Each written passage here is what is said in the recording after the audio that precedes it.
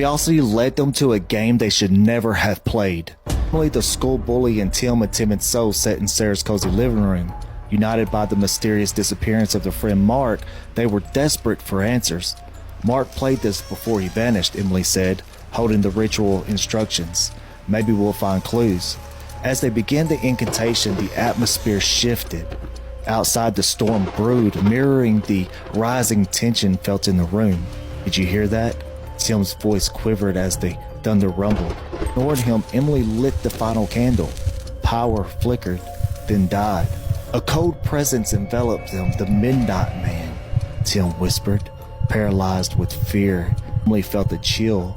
Mark, is that you? She dared to ask. A soft whisper floated in the air. You called?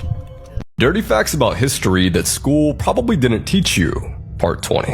Before she married Ronald, Nancy Reagan was known around Hollywood for her oral abilities, therefore making her a certified throat goat. Queen Victoria really loved doing the deed with her husband, Prince Albert. Like, really loved doing it. To the point where it was audible through doors and walls several times daily. After the Founding Fathers signed the Declaration of Independence, they went frat boy mode and racked up a pretty impressive bar tab. A bottle of whiskey, 2 bottles of wine, and 7 to 10 beers per founding father. George Washington in particular was known as the 3-bottle man, meaning he could drink 3 entire fifths of whiskey without blacking out. The guy who invented sea monkeys was a white supremacist, so if you ever bought this bullshit, you indirectly contributed to the Klan. This is the story of serial killer Jason Voorhees. Part 2. Pamela Voorhees was beheaded by Alice Hardy on June 13, 1979. 2 months later, Alice was brutally murdered by Pamela's son, Jason, as he stabbed her in the head with an ice pick. In 1984, Camp Packanack opened its doors just down the road from Camp Crystal Lake. The vengeful Jason went on a killing spree, killing all but 2 of the new camp counselors. Sporting a burlap sack with 1 hole in it to aid his sight, Jason was living in a shack in the woods. Disturbingly, Jason kept his mother's head in a shrine in the shack. Counsellor Ginny barely escaped, but she was on a stretcher, though Counsellor Paul's fate and whereabouts remain unknown to this day. Jason got attacked with a machete, but now having acquired superhuman strength, remained alive and got away. There's even more to this story. Let me know if you'd like a part 3. This is Jason Voorhees. He's one of the most prolific serial killers in the history of not just America, but the world. He attended Camp Crystal Lake, a summer camp. In the summer of 1957, he went with his mother, who was the chef for the camp. One day when Pamela, his mother, pictured was cooking for the camp, Jason was thrown into the lake by some of the other campers. Not being able to swim, he unfortunately drowned, and Mrs. Voorhees was far from happy. One of the counsellors responsible for Jason's death, he was busy making out with this counsellor, Claudette. Mrs. Voorhees killed them both in 1958. She went on another killing spree in 1979, killing every single counsellor at the camp. He was beheaded by counsellor Alice Hardy. There's much more to the story of Jason Voorhees. Please let me know if you'd like to hear more. The day after being attacked with a machete, American serial killer Jason Voorhees entered a local store and killed the owners. He stole some clothes and headed for Higgins Haven, a ranch on the shore of Camp Crystal Lake. A new group of campers had made their way to the ranch, and Jason wanted even more revenge. They came across a man named Abel who warned them to go home.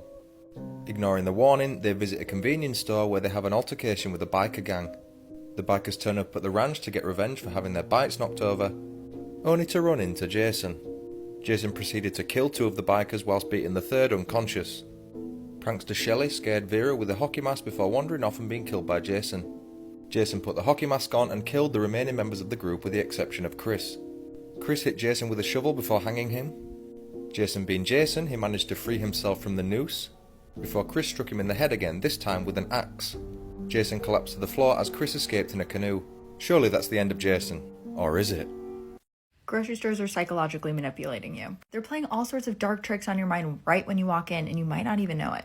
I bet you've walked in and felt like they're hiding the small grocery baskets because they're sometimes hard to find. Well, they absolutely are, because you buy more when you use a bigger basket. They don't want you using the small ones. The dewy mist that they use on vegetables rots vegetables faster.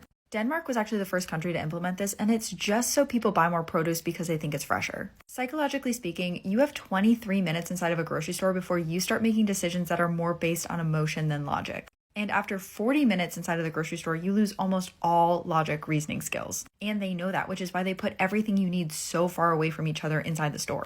So dairy is always the farthest from the entrance, and it's going to be as far away from the eggs and bread as possible. That's why there's also candy by the register. They know when you're at the register, you're in the most psychologically vulnerable position you've been the entire time in the store, and you're more likely to grab a candy bar. Also, we're more likely to think something's fresh if it's written on a chalkboard, which is why you see them all over grocery stores. It makes it look like it's a farmer's market, like it's been shipped in locally when it's traveled hundreds of miles to get there. While we're talking about frogging, let's talk about celebrities who had stalkers fully move into their house without them knowing. And a reminder that if you're interested in these stories, this week's episode is going to terrify you. Jennifer Lopez once had a stalker break into her pool house and live there for 6 days.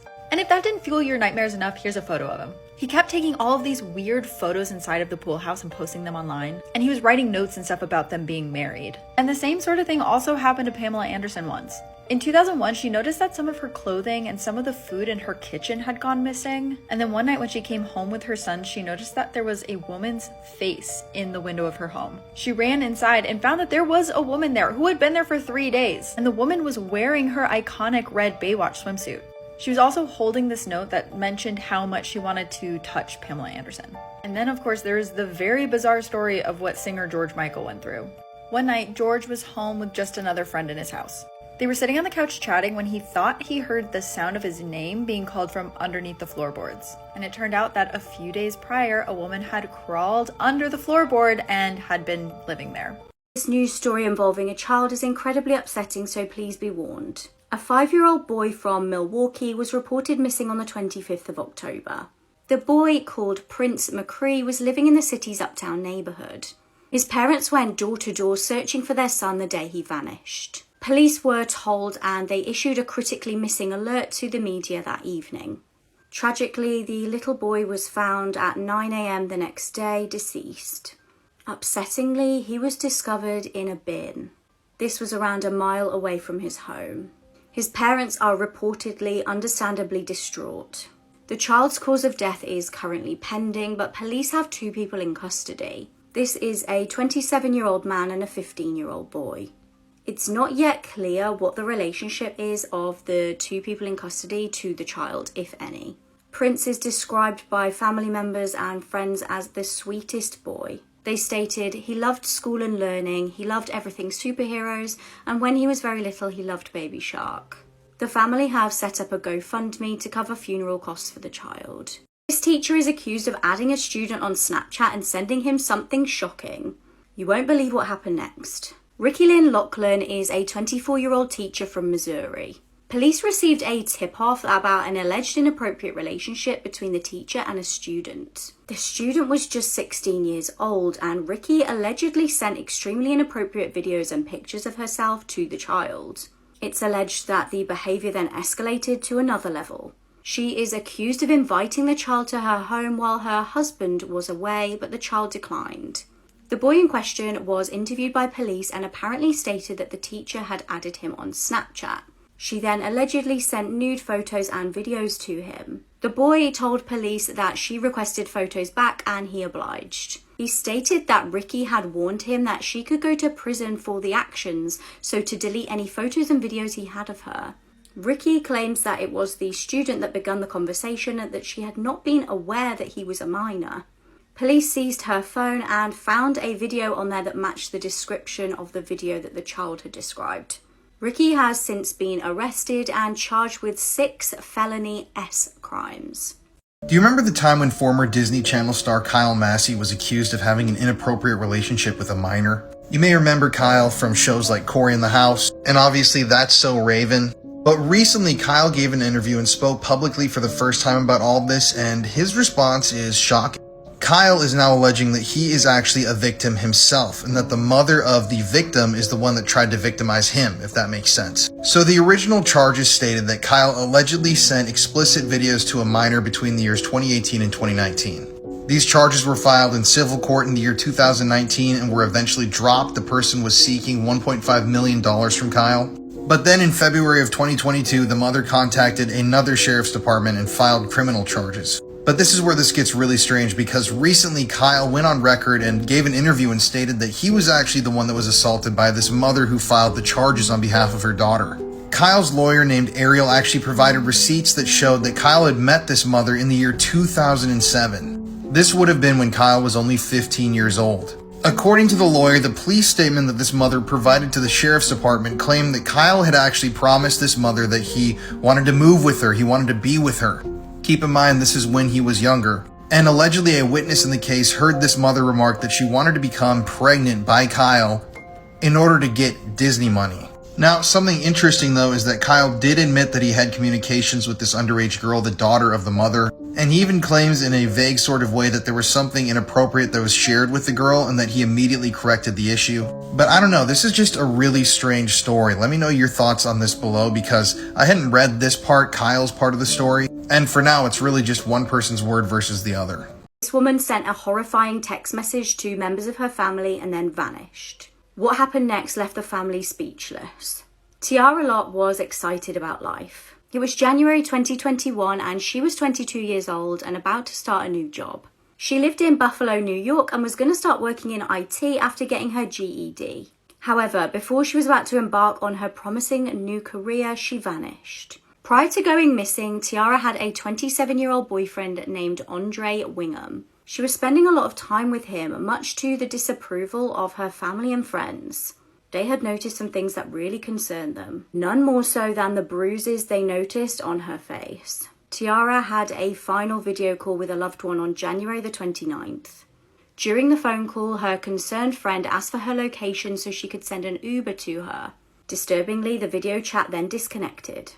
Shortly after, Tiara sent a text to her loved ones that terrified them. It said, "God forbid if anything happens to me, that I love y'all and tell everybody." Tiara's family immediately reported this to police. It would be an agonizing 2-week wait until they heard any news. In the meantime, Tiara's family and friends went to a house on Gold Street where they had an idea that she may have been. Worryingly, they didn't find Tiara, but they found some of her belongings, including her ID. Tragically, on the 13th of February, police found Tiara's body. She was by railroad tracks on Wex Avenue. Her death was labelled a homicide. Andre was considered a person of interest, but he'd also vanished.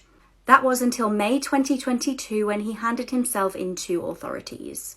He eventually accepted a plea deal and pleaded guilty to first-degree manslaughter. He was given 25 years in prison.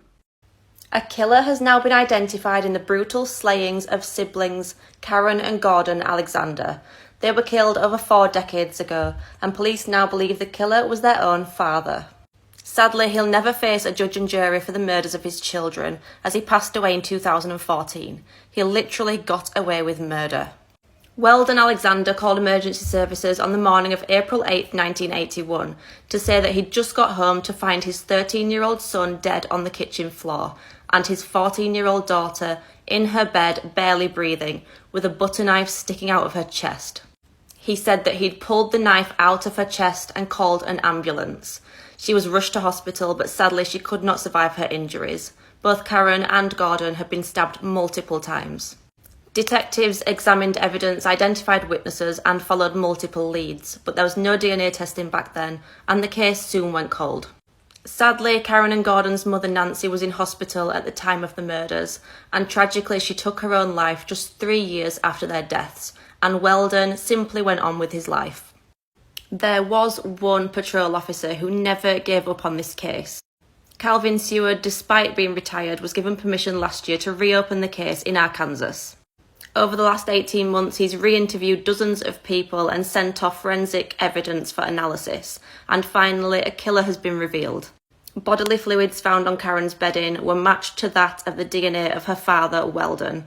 Sickeningly, she was raped shortly before her murder, and police now believe that her brother Gordon had heard Karen fighting off Weldon, and he'd come to try and protect his sister, and he paid with his life. Weldon had then stabbed Karen multiple times and then left for work. He'd then returned the next morning and called police saying that there'd been a break-in and his children had been stabbed. It's just a shame Weldon Alexander is no longer alive to face up to his crimes. Had he been alive now, he'd be facing life in prison for 2 counts of capital murder. Dan Schneider, the man behind shows like iCarly and Victorious, has been accused of a number of bizarre things over the years, so let's talk about them. So if you don't know who Dan Schneider is, he's a former showrunner for Nickelodeon who had his hand in a ton of different shows. Shows like The Amanda Show, iCarly, All That, and so many others. And it was a few years ago when these allegations began to come out against Dan, so let's go back in time. First of all, we have to talk about how this guy has an obsession with feet. I mean, think about the old Nickelodeon logo. He had a hand in that logo being made. Here are just a few of his tweets from back in the day talking about children's toes. He's talking about Victoria Justice getting ketchup poured on her feet. This tweet that he made about Ariana Grande when she was a minor, calling her little and she's smiling at her co-star's feet. This one inviting a random fan online for a drive and asking them to rub his feet. Another one informing a fan to take a toe shower. And even this one where he asks for all of their fans, most of which were minors, to send in feet pics. So obviously this is all really strange, but it was Dan's on-set behavior that really rubbed a lot of people the wrong way. So one of the things that former stars complained about was the fact that they were constantly sexualized on the show, which even just looking at this sort of stuff, you can see 100%. 2 anonymous sources even came forward and claimed that Dan Schneider fought for more revealing outfits to be worn by the underage celebrities, and that he didn't like when the kids wore more modest outfits. He was also allegedly very handsy with the underage stars of the shows. He would allegedly have them sit on his lap on set, and people have also claimed that he would text the underage stars outside of work hours. I mean, all you have to do is look for photos and videos of him on set with some of these stars, and they're all obviously very, very uncomfortable with the way he's treating them and the way that he's acting around them. It also should be stated that Dan Schneider was eventually let go from Nickelodeon after this all became a huge deal, but they let him go because he was verbally abusive and would burst out with angry outbursts all the time while on set. I mean, there have been a lot of stars that have come out and spoken about Dan Schneider, including Jeanette McCurdy. In her memoir, she refers to a person known as the Creator, which people think obviously is Dan Schneider, and she claimed that he pressured her into drinking alcohol and then giving him a massage. And this is something that Dan has basically admitted to and asked for forgiveness for. He actually asked these underage stars of the shows for massages at different times, which is just, once again, really, really strange and should never happen. So basically, Dan was using his power and his position to manipulate all these people into giving him what he wanted, and no one was really able to question it. He would verbally abuse people, ask for these weird massages, pressure people into wearing things that they didn't want to wear. And once again, there's just so much feet stuff in his shows. I mean, just go look up a compilation on YouTube about all this. It's wild. There are also these tweets from Amanda Bynes that she tweeted a few years ago that are really strange. But I feel like there's still so much to this story that hasn't been told, and I hope we find out more about what really happened in the near future. It's not often that I cover a case that shocks me, but this one absolutely has. You'll probably need to pick your jaw up off the floor after this. This is Stephen Pladle, and in 2017 he married his biological daughter, had a baby with her, and then in 2018 he murdered them both in a triple murder-suicide. Back in 1995, when Stephen was single and 20 years old, he started chatting to a 15-year-old girl online. A few years later, they got married and they had a baby. Alyssa and Stephen named their baby girl Denise, but it wasn't long before Stephen became extremely abusive. He'd locked Denise inside a cooler to drown out her cries, and only would let her out once she was on the verge of suffocation. Alyssa wanted to protect her baby daughter, and she believed that the only way to do that was to give her up, and she was adopted at 8 months old by Anthony and Kelly Fusco, and she was renamed Katie.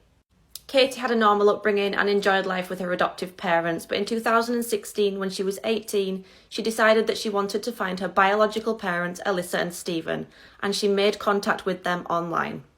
By then, they had 2 more daughters, and this is where the story starts to get a little bit weird. Katie decided that she wanted to move in with Stephen, Alyssa, and their 2 daughters. Soon after, things started to go downhill for Alyssa and Stephen, and according to Alyssa, Stephen started to sleep on Katie's bedroom floor. By November 2016, their marriage had completely broken down, and Alyssa moved out and filed for divorce. They split custody of their 2 younger daughters, but Katie remained living with Stephen. Eventually, Alyssa learned from her 2 younger daughters that Stephen and Katie were in a relationship. He'd asked them both to refer to her as their stepmom, not their sister, and she was pregnant with his baby. Alyssa was understandably disgusted and she called the police. They interviewed the 2 daughters, but no arrests were made. And in the summer of 2017, Stephen and Katie moved to North Carolina and they got married. They were able to legally marry because they didn't disclose that they were father and daughter. And shockingly, Stephen's mum and Katie's adoptive parents all attended the wedding. In September 2017, Katie gave birth to her father's baby and they called him Bennett. But in January 2018, they were both arrested and charged with adultery and incest. They were both released on bond but ordered not to have any contact with each other. Stephen's mother gained custody of Bennett and Katie moved back in with her adoptive parents.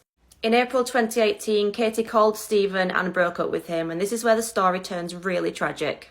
On April 11th, Stephen went to his mum's house and picked baby Bennett up, saying that he was going to take him to see Katie. He didn't. He took him straight home, suffocated him to death, and then put him in a cupboard. He then grabbed a gun and drove through the night from North Carolina to New York and waited outside Katie's house. The next morning, he watched as Katie and her adoptive father Anthony got into a car. He followed them, pulled up alongside them at a stop sign, and opened fire, killing them both. Stephen then called his mum and told her that he'd just murdered Bennett, Katie, and Anthony before turning the gun on himself. An absolutely tragic end to a shocking case.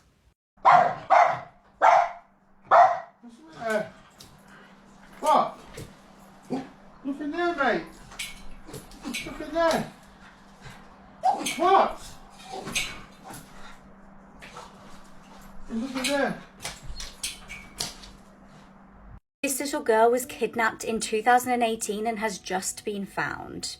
On the 25th of October 2018, 4-year-old Aranza Lopez was on a supervised visit with her biological mum. Her mum, Esmeralda, was being investigated over abuse allegations, so Aranza was actually in foster care at the time. It was arranged that the pair would have a supervised visit at a Washington shopping centre. However, during the visit, Esmeralda requested to take Aranza to the toilets and used the opportunity to snatch the little girl in a stolen vehicle. The FBI were notified and a huge search for Aranza and even advertised a $10,000 reward. It wasn't until a year later that Esmeralda was found and arrested, but there was still no sign of the little girl.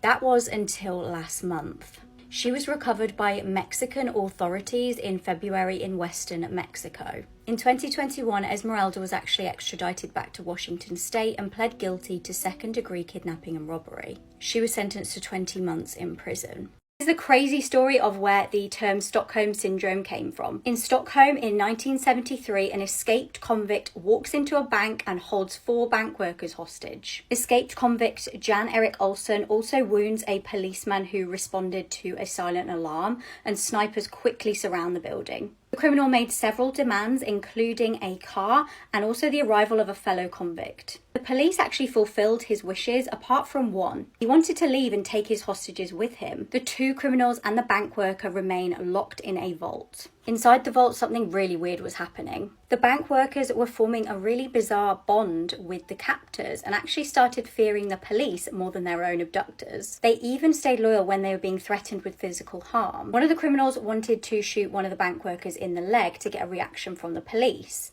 Upon hearing this, one of the bank workers actually claimed that they thought it was so kind that they only wanted to injure them in the leg. In another bizarre twist, the hostages even offered to act as human shields to prevent their captors getting injured. When police eventually pumped tear gas into the building to force them out, the captors even begged police not to hurt their abductors. Finally, when the criminals were sent back to prison, the hostages even went to visit them. You will not believe this insane plot twist. In 2008, Carolyn Watson and Julian Butchwald were a young religious couple. They were living in Melbourne, Australia, and had been together around 2 years. Julian was driving the pair to a picnic date in the car, but he actually stopped the car suddenly, noticing an animal on the side of the road. Suddenly, something horrific happened. Carolyn's vision went completely black after being blindfolded by a terrifying masked man. All she could work out was she was being stripped off and thrown into a vehicle. The car finally stopped and she took her blindfold off. and she was really relieved to see that her boyfriend was by her side. He'd also been stripped off, and the couple were completely in the middle of nowhere. The pair managed to untie themselves, but were having to just wander around aimlessly for a week, trying to find safety. Meanwhile, police were desperately searching for the couple. Family and friends were really concerned, and they knew how out of character this was for the pair to go missing. They sent out air and water search teams, but just couldn't locate the couple. As the missing pair were very religious, they'd actually vowed to be celibate until marriage, but Julian started to suggest that it might be a good idea to break this celibacy in order to keep them warm. Finally, a local farmer found the couple and alerted police. However, they quickly found that the story didn't really add up. Julian soon confessed to police that he'd actually made the whole thing up and he'd staged the kidnapping. His motive was purely to try and get his girlfriend to break their vow of celibacy.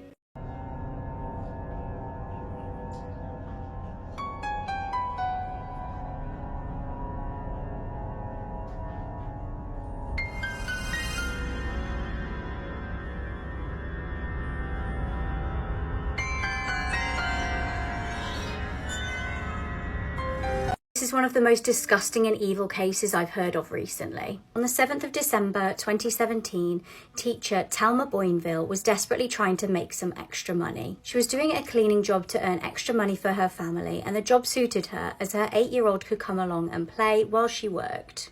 This was really handy as it meant she didn't have to fork out for childcare. She set out cleaning some holiday homes on the day in question, and her daughter waited in the car. The spot was a lovely scenic place called Kelky Beach. However, instead of walking in on a normal holiday rental to clean, she walked into a nightmare. Stephen Brown and his girlfriend Hayley Dangerand were in the middle of robbing the place. They were scouring through drawers and wardrobes, hunting for valuables to steal. With Thelma walking in, their plan had been foiled. They decided they needed to dispose of their only witness. The evil pair tied up the mother, whose daughter waited unsuspectingly in the car outside. They used a machete, a knife, and a hammer to murder the innocent woman. But the horror was far from over. They exited the holiday home and came across Thelma's young daughter waiting in the car. They callously told the young girl, "We killed your mum," and then bound her up and gagged her. Sickeningly, they then took the 8-year-old into the home where they'd killed her mum and left her there tied up.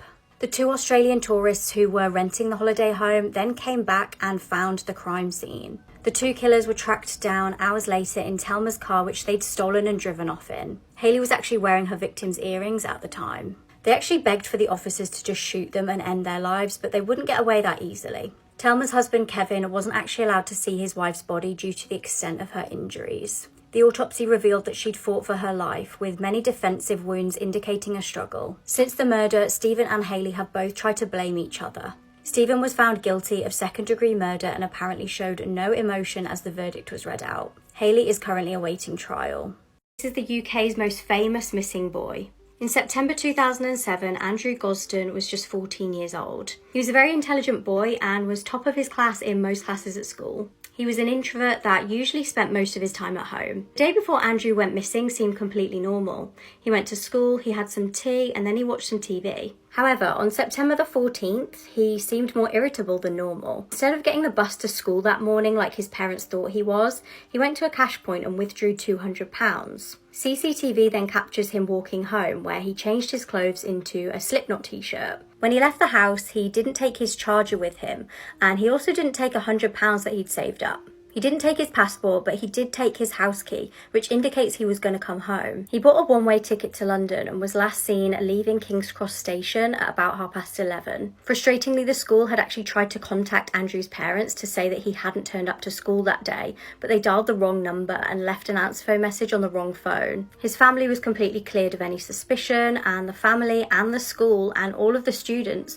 went to London and they were handing out loads of flyers. Weirdly, a year after this incident, a man came to a police station to say that he had information about Andrew. Now, the police station was unmanned, so the person spoke to this man just over an intercom system and sent a police officer down there. Mysteriously, by the time the police officer arrived, the person had vanished. This is what Andrew might look like now, just being the age that he may be if he's still alive. Theories about this case is that he may have gone to London to meet up with someone or go to a concert. Was he lured there by somebody with bad intentions, or was he just going there for the day, gonna come back, and was at the wrong place at the wrong time and somebody did something bad to him? In 2009, the family paid for a search of the River Thames to try and find some sort of closure. The search did find a body, but it wasn't Andrew's. The most up-to-date information that we have on this case is that 2 men were arrested on suspicion of kidnapping Andrew, but they've actually been released.